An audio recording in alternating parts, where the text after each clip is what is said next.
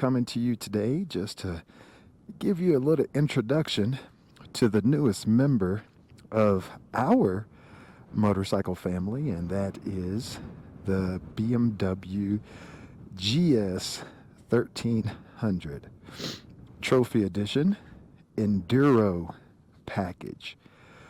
I just recently picked up this motorcycle. I say recently. I've had it for almost a month now, and today is the first day that I've actually gotten to take it out. So, kind of break down the motorcycle versus how it came stock and what I've done to it so far. So, the only things, and I say the only things that I've done is, of course, I swapped out the Woody's wheels from my 21 1250 Rally and put those on the 1300.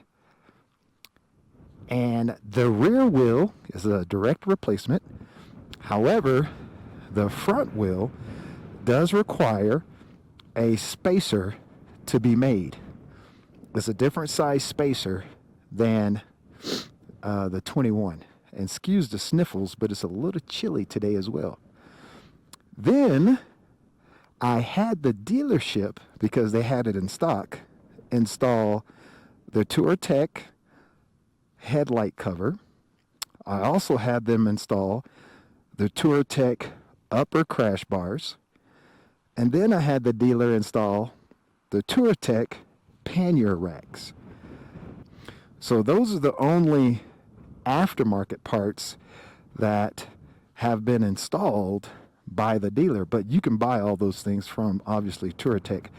And actually, I do have a couple more parts sitting in my garage, but I wanted to ride it just kind of as stock as possible, so that way I could get a good feel for it, and then add the parts as I go, so that way I can really tell if the parts are helping. Now, I will tell you, I was one that did not like the new 1300 just because of how it looked. I have to be honest with you. This Cyclops headlight, I mean, it's still kind of growing on me, but man, I'm still not a huge fan. And that whole blank space above the headlight where the radar is located, you know, that looks like should be a forehead of a person, but it's really a 5 head, if you understand. And those of you from the country, you'll understand what I'm talking about. So what I did was I did order an aftermarket windscreen from WRS. Now, this particular windscreen is currently in the down position. In the Enduro package, you don't get the electronic windscreen. But I don't like how the radar is still exposed. And honestly, I do not care about the adaptive cruise control and the blind spot monitoring and all that stuff. I don't feel the need for that.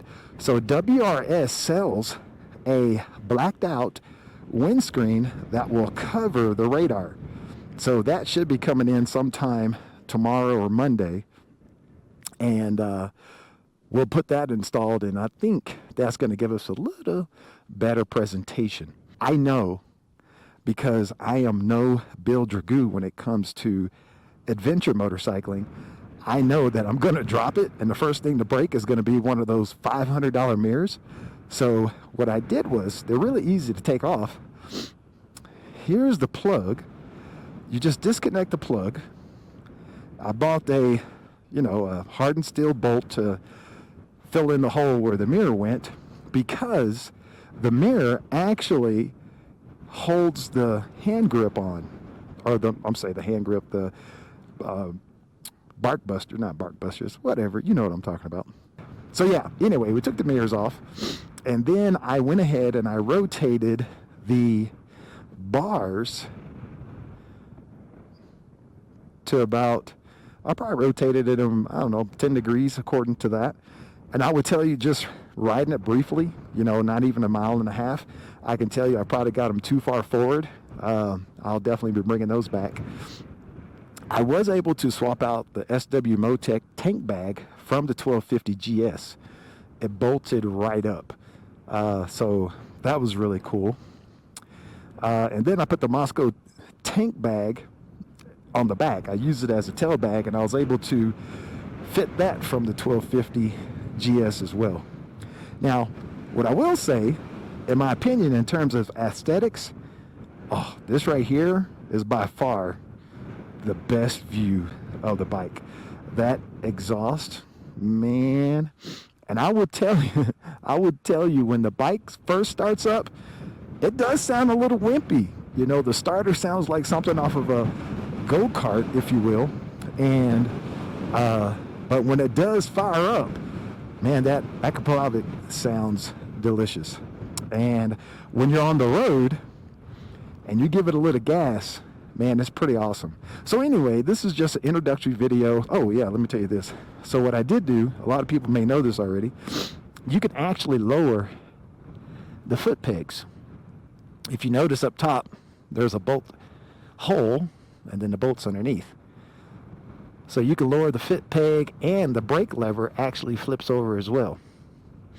So I do have some foot pegs from Altrider as well as Black Dog that I'm going to show a comparison.